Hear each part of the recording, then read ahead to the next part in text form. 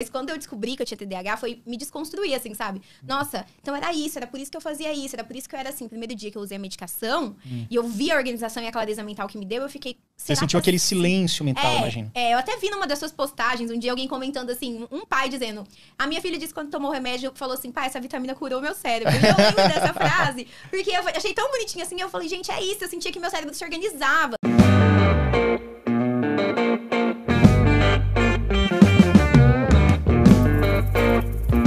Eu brincava muito, né? Aquelas coisas que todo mundo fala costumeiramente. Que eu, como quem atua na área, não devia nem brincar. Mas qualquer coisinha eu falava, meu TDAH hoje tá gravíssimo, atacadíssimo. E assim, eu fazia coisas, por exemplo, o carro. Sempre esqueci onde eu deixava o carro. Eu poderia deixar o carro no mesmo lugar. Eu sempre saía igual uma barata tonta na rua procurando o carro.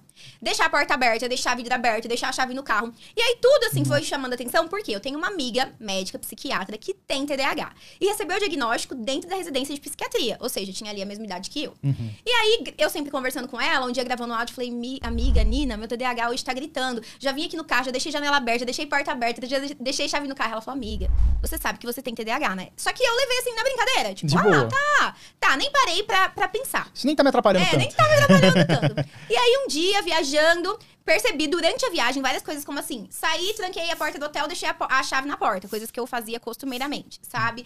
Eu sempre tive dificuldade com as coisas, tipo, de derrubar, de cair, de trompar, de bater. E nessa viagem, eu comecei a notar, tipo, aquela sementinha da minha amiga ficou na minha cabeça, né? Eu falei, gente, não é possível que as pessoas são assim, desatentas e saem esbarrando em tudo, derrubando tudo. E aí, eu mandei uma mensagem pra ela. Eu falei, Nina, você acha que eu tenho TDAH mesmo? Ela falou, não acho, eu tenho certeza.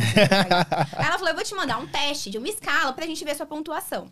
E aí, Yuri, quando eu comecei a preencher o teste, eu chorava, assim, que parecia que eu tava lavando minha alma. Porque a minha pontuação tava dando muito alta. Quando eu pontuava no teste, eu falava assim, gente, é isso, eu sempre fui TDAH. É isso que acontece, de eu não conseguir ficar parada, de eu não conseguir me organizar. Então, essa lucidez veio dessa forma. Aí eu mandei o teste pra ela falou, amiga, sua pontuação, eu lembro que ela até riu. Ela falou, eu vou te mandar a minha pra você ver quando você tá pontuando. Ela falou, olha, a gente tem um diagnóstico, mas eu não quero dar ele pra você porque eu sou sua amiga. Eu prefiro que você procure um psiquiatra e a gente peça outra opinião, só pra não interferir. E aí, dito e feito, né? Na primeira consulta, ele falou, mano, você é um TDAH clássico. Já fechou ali. No meio da consulta, ele falou, se eu parasse aqui agora, eu te daria o diagnóstico. Então, assim, pra mim, libertador. Me entender, me conhecer. Foi difícil no começo, porque eu não sei você, né? Mas quando eu descobri que eu tinha TDAH, foi me desconstruir, assim, sabe? Nossa, então era isso, era por isso que eu fazia isso, era por isso que eu era assim. Primeiro dia que eu usei a medicação, e eu vi a organização e a clareza mental que me deu, eu fiquei... Você sentiu aquele silêncio mental, imagina. Eu até vi numa das suas postagens, um dia alguém comentando assim, um pai dizendo, a minha filha disse quando tomou o remédio, falou assim, pai, essa vitamina curou o meu cérebro. E eu lembro dessa frase, porque eu achei tão bonitinho assim, eu falei, gente, é isso, eu sentia que meu cérebro se organizava. E era uma coisa muito engraçada, porque eu tomei o remédio, aí passou umas 2 horas, eu fui tomar café da manhã numa padaria. E eu sempre fui muito agitada. Se eu estivesse num ambiente, eu escutava todo mundo falando ao mesmo tempo. Sim. A dificuldade até de manter o foco no tempo presente com quem você tá conversando. Muito. E eu lembro que eu pedi um suco e um pão. Eu nunca vou esquecer. Na hora que eu comecei a tomar o suco, me veio a lucidez que eu tava só focada no suco. E eu falei, meu Deus, é a primeira vez que eu não tô escutando os barulhos das conversas e não sei os assuntos de todas as mesas em volta. E eu comecei a chorar tomando aquele café da manhã. Eu fiz um vídeo sobre isso em 2015, que falava sobre como eu me sentia. Era exatamente isso. É como se você botasse um abafador e aí você sentia um silêncio que só tem sua voz ali. Porque, na verdade, a gente se atrapalha com os barulhos externos e internos. E quando você toma medicação, você silencia os 2 barulhos, os externos e os internos também. E assim, a organização mental, né? Eu falo que o remédio, ele me deu o remédio diagnóstico, algo chamado lucidez. Era o autoentendimento, o autoconhecimento, falar, eu funciono assim por isso, mas também não usar como um amuleto diagnóstico, que eu falo pros meus pacientes. Vou me tratar e vou vendo que eu posso melhorar. Então, desde a descoberta do diagnóstico, faz pouco tempo, né? Foi ano passado. Minha vida mudou, minha rotina, minha organização, minha facilidade pra entender, pra me posicionar pra tudo, assim. Tudo mudou, entende? Então, os diagnósticos anteriores, o pânico e a depressão, foram diagnósticos importantes de uma fase da minha vida, mas também já tinha outro diagnóstico ali que não tinha sido dado ainda. Certo? Porque tem uma coisa também, você já tinha um diagnóstico das dificuldades que você estava enfrentando na época do vestibular. Mas, até pela sua autocobrança e dificuldade, beleza, agora eu sou uma estudante de alta performance, eu quero passar em medicina. Mas você estava tendo dificuldades de se organizar, de fazer as coisas. Sempre tive. Então, e aí aquilo vinha cobrança, ou seja, piorava. Então o TDAH, ele não se restringe apenas aos sintomas do TDAH. Ele vai te dando um pânico, uma sensação de agonia, de coisa, um medo, que você, se você não tiver um mínimo de senso de si mesmo, de dizer, cara, eu sei que eu estou com medo, porque eu estou desorganizado, porque eu não estou funcionando, logo eu vou procurar uma ajuda assim, assim, assado, fazer. Ou seja, se você não tiver essa clareza que poucas pessoas têm, você sucumbe, você realmente entra numa depressão profunda, no burnout, né? Sabe o que eu percebo hoje? É muito comum. Isso já é comum, não é só a questão da Manu perceber como médica. Que o TDAH, o diagnóstico tardio, ele já vem associado a outros transtornos. É super comum que o paciente, que é um adulto que descobre o TDAH ali aos 25 para mais, ele já venha com uma depressão associada, uma ansiedade, e possivelmente, não é certamente. Ele vem justamente por isso, né? As pressões externas, a dificuldade de se encaixar no mundo, a dificuldade dele conseguir se comportar como a sociedade espera, ter o comportamento comum de um aluno normal, né? Dentro da escola, dentro da faculdade. Eu concluí a faculdade sem o diagnóstico. Então, assim, eu até fico, gente, eu passei, ninguém me deu o diagnóstico lá dentro. Mas tudo bem. Só que, assim, foi muito difícil, porque eu era muito cobrada na faculdade. Muito cobrada. Você teve algum tipo de suporte na faculdade? Alguma coisa diferenciada? Porque, na verdade, você foi diagnosticada depois, né? Fui diagnosticada ano passado. Já tava formada há 2 anos. Já há 2 anos. Então não teve nada. Porque eu lembro uma vez, eu já tinha o diagnóstico desde os 7 para 8 anos. Nossa, sorte é sua. Mas durante a faculdade, eu não tinha esse entendimento. Eu não tinha um TDAH descomplicado. Eu sabia que eu tinha um lado, mas não sabia nem o que fazer com ele. Isso era outros tempos.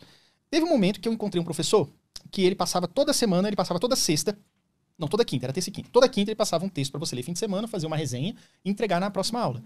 E aí, aquilo correspondia a 50% da nota. E o resto era prova, eram 2 provas e mais aquilo.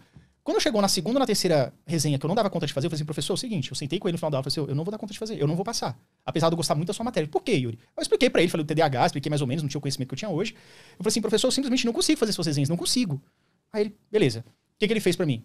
Ele falou assim, pega só esse texto, que era tipo eram 10 ao longo do semestre. Pega só esse e faz uma resenha disso, um trabalho disso. E isso aqui vai compor, acho que era 40% da nota. Legal, e os outros 60% eram as 2 provas de cada um 30%. Ou seja, eu consegui um professor que me deu uma adaptação pra eu conseguir fazer. E eu consegui, na prova dele fui bem, naquela resenha que eu tive mais tempo pra fazer, pra elaborar, eu fui bem também. Então veja que, às vezes, a pessoa quando tem essa consciência consegue um pouco mais longe, né? Infelizmente eu não tive, mas assim, parabéns pro professor que teve essa percepção, essa empatia e essa ajuda. Mas realmente eu não tive, porque assim, eu não tinha o diagnóstico, eu não me enxergava TDAH e aquilo ali passou batido. Mas assim, houve duras críticas, porque o TDAH, ele tem isso, né? Ele é um peixe fora da água, então assim, ele não vai ser como a maioria. Então tudo que é muito fácil pra todo mundo, pro TDAH, não é. Então pra mim, ficar dentro de uma sala de aula, com vários alunos lá dentro, parada, quietinha, assistindo um seminário, um professor falar 2 horas, era impossível. É claro que eu ia levantar. É claro que eu ia chegar atrasada. Super dificuldade, sempre tive com horário. E você se compara ou se comparava?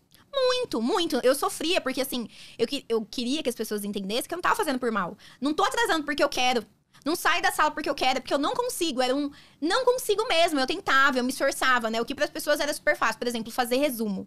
Nossa, pra mim é o fim da picada fazer resumo. Peça qualquer coisa. O povo pega todas as cores de canetinha. Ou eu presto atenção no que o professor tá falando, ou eu anoto. Então, pra mim, era assim, como que você não anota e não faz resumo? Mas, gente, se eu anotar, eu não vou estar ouvindo o que ele tá falando. Pra mim, não é tão simples assim. As pessoas organizam os papéis bonitinhos. Nossa, minha anotação era um rabisco aqui, outro em outro papel, e outro na mão, outro no celular. Era bem bagunçado, mas aquela bagunça que o TDAH se encontra dentro dela. Aquela bagunça organizada. A bagunça organizada. Mas foi muito difícil, tanto na escola, né? Porque, óbvio que eu era aquela aluna mediana, nota baixa, esquecia a prova, tudo, recuperação. Tudo que tinha direito pra recuperar a nota. E assim, minha mãe se esforçava sobre-humano pra conseguir me ajudar, sentar. Filha, senta aqui, vamos organizar seus horários, seu material. Eu lembro, assim, de uma coisa super engraçada. Um dia a diretora me levou na lojinha da escola que vende material. Vamos comprar pra você estojo como se não tivesse, Yuri. Vamos comprar. E ela comprou tudo. Ela comprou estojo, borracha, botador, lápis, caneta. E quando eu cheguei em casa, minha mãe falou, como? Por que ela te deu isso? Eu falei, mãe, porque eu nunca levo. Porque eu nunca levo, eu esqueço. Eu esqueço. E aí eu tenho um professor de matemática, até hoje, quando ele me encontra, ele fala assim,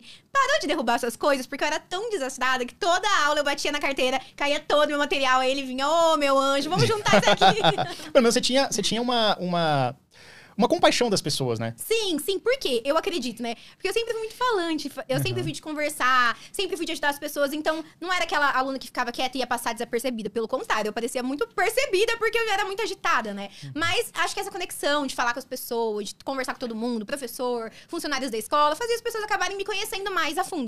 O que você achou dos esclarecimentos da doutora Emanuela? Você que é TDAH, já fez uso da medicação? Sentiu que o efeito foi positivo? Deixe a sua opinião nos comentários, curta o vídeo e se inscreva no canal. Ative o sininho para não perder conteúdos como este. Baixe os nossos e-books, explicando o TDAH e como o TDAH afeta relacionamentos. Os links estão na descrição. Até a próxima!